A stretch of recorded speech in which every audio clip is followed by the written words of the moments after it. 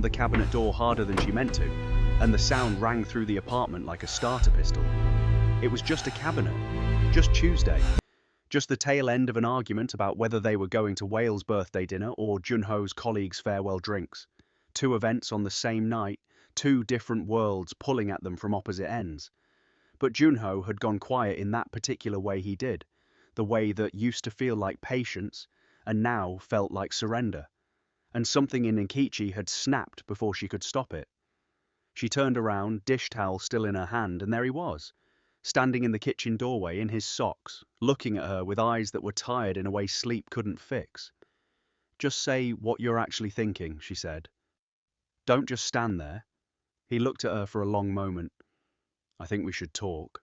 And those 4 words, so soft, so careful, landed in the room like a grenade. They had been together for 2 years, 4 months, and 11 days. And Nkechi knew the number not because she was counting, but because she remembered every significant date the way she remembered lyrics to songs she hadn't chosen to learn. Involuntarily, permanently.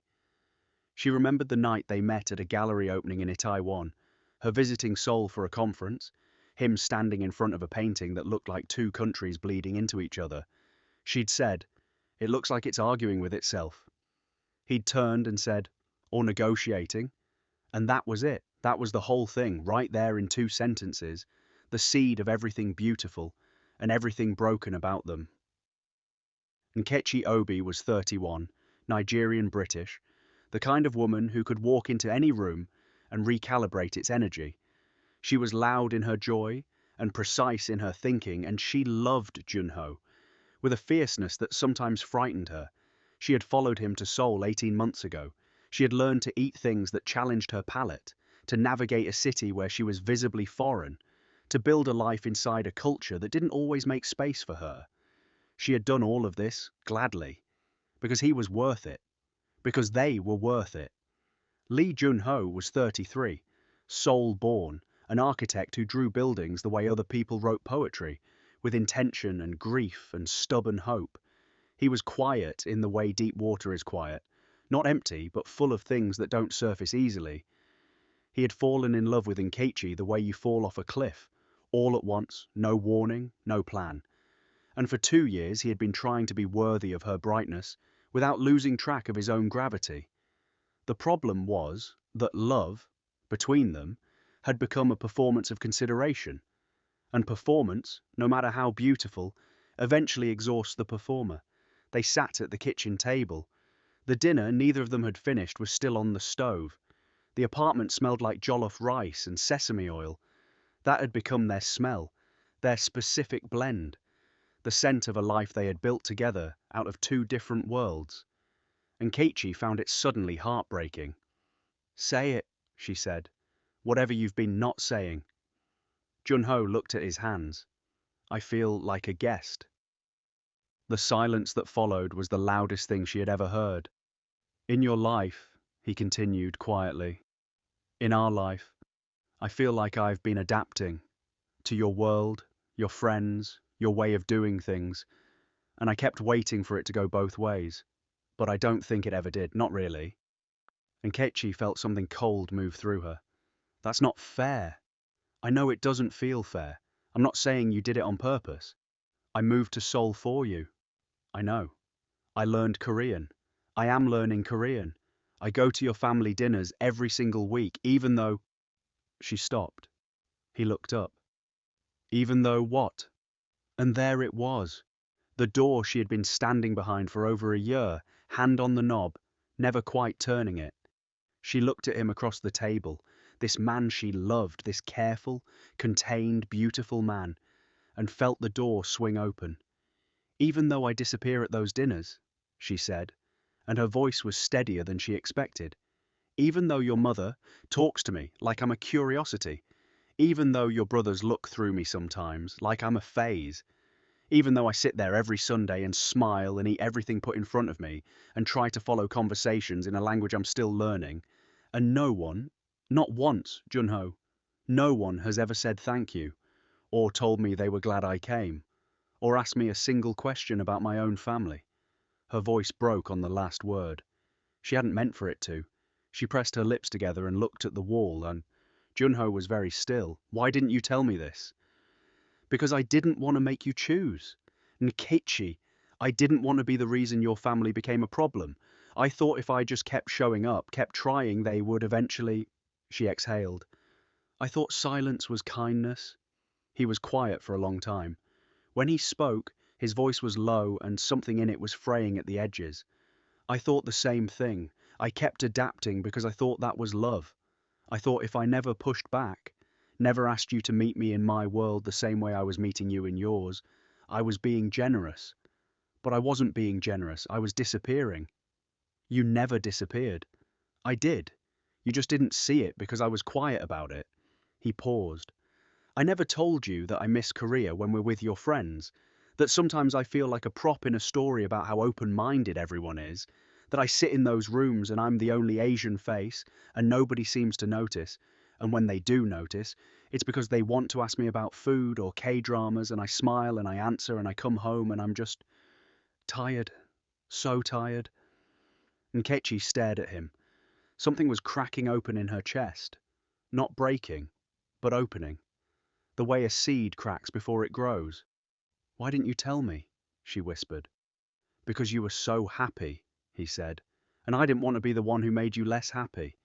They looked at each other across the table, across 2 years of accumulated silence, and what Nkechi felt was not anger. It was grief. The specific grief of realizing that two people who loved each other had been protecting each other straight into loneliness.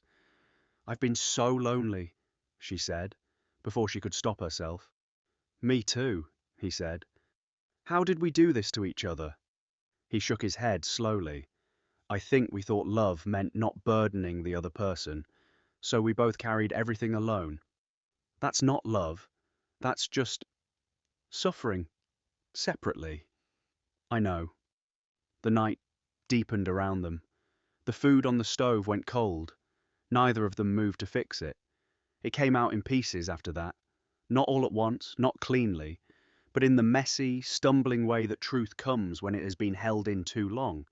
Nkechi told him about the Sunday 6 months ago when his aunt had asked, in front of the whole family, whether Nkechi planned to convert, and no one had said anything, and Nkechi had laughed it off and then sat in the car on the way home and said nothing, even though her hands were shaking.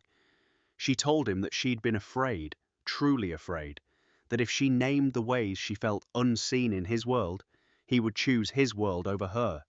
She told him she had been performing ease for so long, she couldn't always tell anymore what was genuine peace and what was suppressed hurt. Junho told her about the night 8 months ago, when her friends from Lagos had been visiting, and someone had made a joke, careless, probably not malicious, about him being her exotic boyfriend. And everyone had laughed, including Nkechi, and he had laughed too. But he had lain awake afterward feeling reduced to something decorative, something categorized, and he had not said a word about it the next morning because she had seemed so happy having her friends around, and he hadn't wanted to be the one to soil that. I should have said something, he said. So should I, she said. Why didn't we? I think... She stopped, then tried again. I think I was afraid that if I told you the hard things, you'd see me differently. See us differently. Like naming the problem would make it more real. But it was real anyway. Yes, she said quietly. It was real anyway. This was the thing about unspoken pain. It didn't wait patiently in the corner where you left it. It moved through the relationship like a slow stain, invisible on any given day, but accumulating, spreading, until one ordinary Tuesday, when someone slammed a cabinet door and everything saturated. By midnight, they were both crying. Not dramatically, not the way people cry in films with heaving sobs and trembling chins, but the quiet, helpless way people cry when they are exhausted and sad and terrifyingly honest. And Nkechi's cheeks were wet, and she didn't bother wiping them. Junho had pressed the heels of his hands against his eyes and then given up. I don't want to break up, she said. The words surprised her with their rawness. I don't either, he said. Then what are we doing? I think, he looked at her, I think we broke something by not talking, and I don't know if we can fix it by talking now. Not tonight. She understood what he meant, and she hated that she understood it, and she hated that he was right. There was a version of this night where they held each other and promised to do better, and woke up the next morning still in love and still trying. And maybe that version was possible, but underneath it still would be 2 years of what they hadn't said, and it would be there again the next week and the week after that, and eventually it would find another Tuesday and another cabinet door, and another moment where exhaustion did what love couldn't contain. "I think we need some time," she said. His face did something complicated. "I know. That's not me leaving you." "I know," he said again, but his voice was thick. "It's me trying not to lose you by pretending we're fine when we're not." He nodded. He looked like someone trying to keep standing in a current. She knew because she felt the same. She stayed that night, but in the spare room, not with anger, but with a kind of careful sadness, the sadness of someone who knows she is standing at a turning point and cannot quite see what lies on the other side. She lay in the dark and thought about all the Sundays at his parents' house. She thought about the way she had smiled and smiled and smiled until her face became a mask she forgot she was wearing. She thought about the moment, years from now, when she might have looked back and realized she had been unhappy for a long time and told no one, not even him. She thought about how that silence would have been its own kind of betrayal, not of him, but of herself. The apartment was quiet. She could hear him in the next room, awake, probably lying still the way he did when he was thinking. She whispered into the dark, knowing he couldn't hear her. "I should have told you. I should have just told you." Junho lay on his side of the bed, their bed, though tonight she wasn't in it, and stared at the ceiling. He thought about the joke, the exotic boyfriend joke. He thought about how he had filed it away instead of speaking it, added it to the stack, told himself it was small, told himself she hadn't meant it, told himself that love meant absorbing small hurts without making them anyone else's problem. He had been raised to believe that endurance was dignity, that keeping your discomfort quiet was a form of respect. But lying here now, in this dark, in this silence, he understood something he had been running from. There was a difference between dignity and erasure, and he had been slowly erasing himself in the name of love. He thought about the first night, the painting, 2 countries bleeding into each other, or negotiating, he had said. He had not apparently actually known how to negotiate. In the morning, they moved around each other carefully. She made tea. He made toast. They did not have the conversation that needed to happen because they were both too raw for it, too close to something important to risk fumbling it with tired words. She left for work first. At the door, she turned back and looked at him, and there was so much in that look. Love and sadness and 2 years of morning routines and a grief she didn't have words for yet. "I love you," she said. Simple, unperformed. "I love you," he said back. And then, "I'm sorry I never said the hard things." "I'm sorry too." She left. He stood at the closed door for a long time. The weeks that followed were among the hardest of both their lives, not because they were apart, but because they were learning, separately and together, the cost of what they had not said. Nkechi started therapy, not because she was broken, but because she needed someone outside the situation to help her understand why she had chosen silence so consistently, why she had confused gentleness with dishonesty, why she had treated her own pain as less important than his peace. She called her mother and told her for the first time that she had been struggling. Her mother was quiet for a moment and then said, "Nkechi, you have always swallowed things whole and pretended they weren't there. It was never your strength, it was your wound." She had not known her mother could see that. Junho called his closest friend, someone from university, who had known him for 15 years, and said, "I think I've been disappearing and calling it adaptation." His friend was quiet for a moment and then said, "I've watched you do that with everyone. Not just her, you go quiet to keep the peace. But whose peace? Not yours." He sat with that for a long time. They spoke, carefully, imperfectly, more honestly than they ever had. They did not fix things in a single conversation or a single month. What of actually talking to each other was that they had both been doing love wrong in the same direction. Too much protection, not enough truth. They had each been guarding the other from reality, and in doing so, had made the other person a stranger to their inner life. The rebuilding, when it came, was not romantic the way falling in love had been romantic. It was quieter, harder. It looked like Nkechi saying at the next family dinner, "I'd love it if you asked me something about my life sometime," in a voice that was terrified and steady. It looked like Junho, the following week, saying to her friends, "Actually, I'd rather not be introduced that way," clearly, without apology. It looked like two people practicing the art of saying the hard thing early, before it accumulated into something heavier than both of them could carry. It looked like trust, not the easy trust of the beginning, when everything is hope and newness and possibility, but the harder trust of two people who had seen the damage silence could do and had chosen deliberately to speak instead. And Nkechi thought about it often. The cabinet door, the Tuesday, the way ordinary moments become the containers for everything you have never said.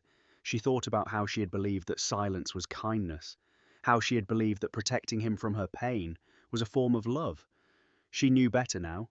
Saying the hard thing early, the thing that frightens you, the thing you're sure will make them love you less, is not a risk.